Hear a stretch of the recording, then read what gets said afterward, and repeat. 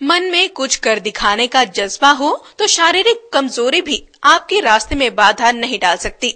इसी की जीती जागती मिसाल है भारतीय सेना में मेजर डीपी सिंह।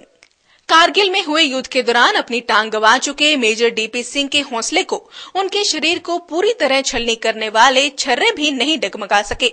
आज वे किसी न किसी दुर्घटना में अपने शरीर का कोई भी अंग गंवा चुके लोगों के लिए एक मिसाल कायम करते हुए द चैलेंजिंग ग्रुप के नाम से एक संस्था चला रहे हैं। इसी बाबत रविवार को उन्होंने पंचकुला स्थित होटल नॉर्थ पार्क में मैराथन दौड़ का आयोजन किया, जिसमें छोटे बच्चों से लेकर वृद्ध लोगों ने भाग लिया। मेजर डीपी सिंह के इस ग्रुप में पूरे भारत से 225 के करीब सदस्य हैं। मैराथन दौड़ की जानकारी देते हुए मेजर डीपी सिंह ने जालंधर के रहने वाले हॉकी प्लेयर आकाश मेहरा, जिसकी ट्रेन एक्सीडेंट में दोनों टांगे जा चुकी हैं, उसकी आर्थिक मदद के लिए देश के उद्योगपतियों व किसी भी संस्था से मदद की बात कही। वहीं मेजर ने उनके ग्रुप को अगर सरकार व निजी संस्थानों से मदद मिले तो पैरा ओलंपिक तक में हिस्सा लेकर देश का नाम रोशन करने की बात कही। जालंधर का रहने वाला जो लड़का है, मेरी आप सबसे गुजारिश है कि आप ज्यादा से ज्यादा आगे आकर उस लड़के को सपोर्ट करें। द चैलेंजिंग वंस जो कि फेसबुक पे आप और मेजर डीपी सिंह के नाम से फेसबुक पे अगर आप मेरे से कांटेक्ट कर सकते हैं और जितना भी आप उसको सपोर्ट कर सकेंगे, मेरे ख्याल से उतना ही कम होगा, क्योंकि अभी इस समय वो अपनी मरहम पट्टी से भी ऊपर नहीं उठा है और उसके बाद उसको आर्टिफिशियल लिंग्स भी लगाने हैं जो कि भारत देश में बड़े महंगे पड़ते हैं।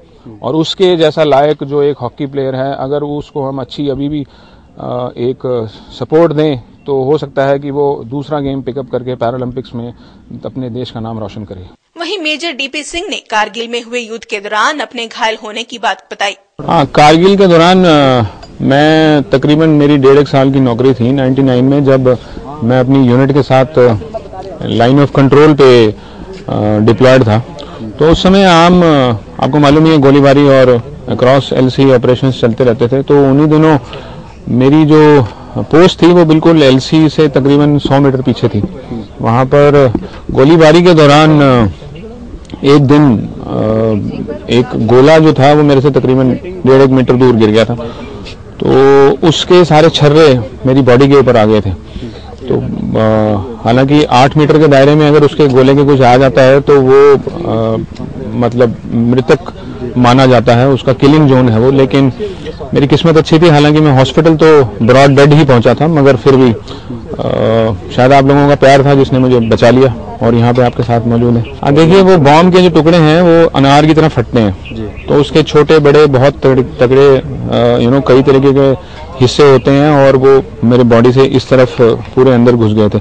अगर आपको मैं अपनी थाई दिखाऊं तो वो अभी भी कटी हुई है, काफ भी नीचे कटा हुआ है, मेरा पेट 2 बार फटा हुआ है, मेरी जो ये आंतड़ियां हैं यहाँ पर बहुत सारे छर्रे हैं, लिवर के अंदर एक छर्रा है, ये जो पाँव कट गया है उसके अंदर बहुत सारे टुकड़े फंसे हुए हैं। तो वो जो एक जगह जाके फंस जाते हैं, वो जिस तरीके से मेहनत करके अंदर गए हैं उससे दुगनी मेहनत तो डॉक्टरों को उसको ढूंढ के निकालने में होती है।